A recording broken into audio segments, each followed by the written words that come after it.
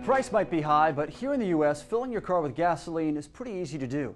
Gas stations are everywhere, but that kind of convenience didn't just happen overnight. Our nationwide network of filling stations has been built over the course of a century, which gives oil-based fuels like gasoline and diesel a huge head start over alternative fuels like hydrogen and natural gas. So what's it going to take for alternative fuel filling stations to catch on? We'll take a look at that in a moment. But first, a note about Energy Now. Our initial funding comes from the American Clean Skies Foundation, which is funded in part by Chesapeake Energy, a major player in the natural gas business. We are editorially independent. Neither the foundation nor its backers control what we say or do on this program. We have no agenda other than informing you about the critical energy issues that affect us all. Now, here's Energy Now's Lee Patrick Sullivan with a look at how some companies are taking charge of building an emerging network of natural gas pumps.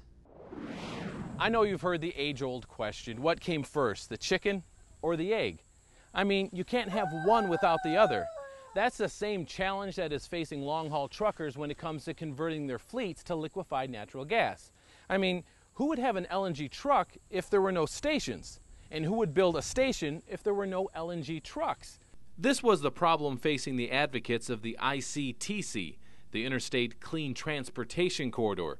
It's a proposed network of LNG stations allowing long-haul truckers to travel from Salt Lake City across to Reno, through California, past Vegas, and onto Phoenix while using cleaner burning and less expensive liquefied natural gas. Basically, you're trying to build a bunch of filling stations. We're trying to build a bunch of fueling stations to support alternative fuels. One of those fuels is LNG, a natural gas that's been cooled so much that it turns into a liquid. It's stored in this tank right here. Think of it as a large thermos. Its energy density allows it to be used for long-haul trucks. There's also CNG, a natural gas that is compressed for the use in short-haul vehicles and cars. To accomplish this, the cold LNG, or liquefied natural gas, runs through this set of pipes right here that look a little bit like a radiator. That's where the gas gets back to room temperature. It's then sent through a compressor. That's that annoying banging sound you hear in the background.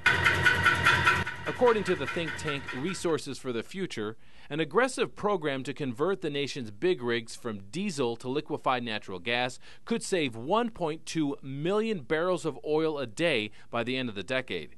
That's about 2/3 of the amount of oil the U.S. currently imports from the Persian Gulf. So why hasn't this been done? One word: infrastructure. You have people that say, I'm not going to build an LNG station because there are no LNG trucks, and people say, I'm not going to buy an LNG truck because there's no LNG station. And we bring them all together at the table and we say, how can we make this happen? And that's exactly what happened at this LNG station in Ontario, California. Rebecca Schenker's firm helped get it built. A private company runs the station. UPS donated the land and uses it to fuel its fleet of LNG and CNG vehicles. Big Brown also allows other vehicles in the community to use the facilities. And you'll see outside right now, Burtech Waste Industries is fueling, and they're a local refuse collection fleet. Now this waste facility vehicle, they probably may not have switched to CNG if they had to build their own station. Exactly, and that's why stations like this are really important. Where you invest in one station, you're really investing in support for a number of different types of vehicles and fleets in the entire area. Two fuels, one station. In the fueling station world, that's pretty cool. And speaking of cool, check out how cold that LNG can get. It makes frost here in sunny Southern California. We're talking minus 260 degrees Fahrenheit. And it's pretty cold. So you wouldn't want to stick your tongue on that nozzle. It would definitely stick to it. No, we don't want to do that. Okay. UPS is investing big in LNG and other alternative fuels to help reduce its carbon footprint. You're talking about like the broad picture of reducing greenhouse gases, but you guys are still running a business. How does this work out as far as the price of the fuel? That this is running a lot less cost, so there is an alternative to that is saving us money as well. Romero says LNG costs about half as much as diesel. Despite having ambitions to link 4 western states into the ICTC, Currently, there is only one LNG station outside California. This is major infrastructure. It is. And you are talking, depending on the size of the station, how many users, scalability, you can start with it smaller and then add more tanks later, but you are talking at least $1 million for an LNG station in general. Now, despite that price tag, another branch of the ICTC is being planned in Texas.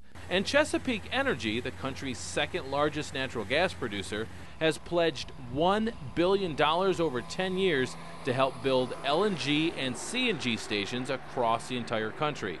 That $1 billion is about what the U.S. spends on imported oil every day. I think pretty soon we'll get to a point where you'll have a coast-to-coast and border-to-border network, what we call the America's natural gas highway system. But there are still more hurdles to jump. I mean, that's just the chicken part. We still need some eggs. When it comes to passenger cars, Honda is the only automaker that even makes a CNG vehicle. The American Trucking Association is still looking into whether LNG trucks are a good fit for their members.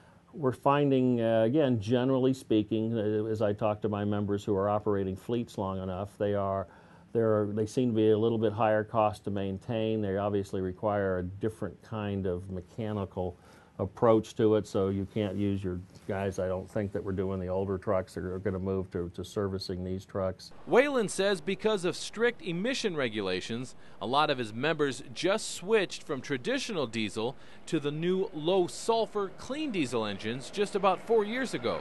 And unlike eggs, these rigs have a long shelf life and are expensive to repair. In Ontario, California, Lee Patrick Sullivan, Energy Now. While they cost more up front, natural gas trucks pollute less than their diesel counterparts.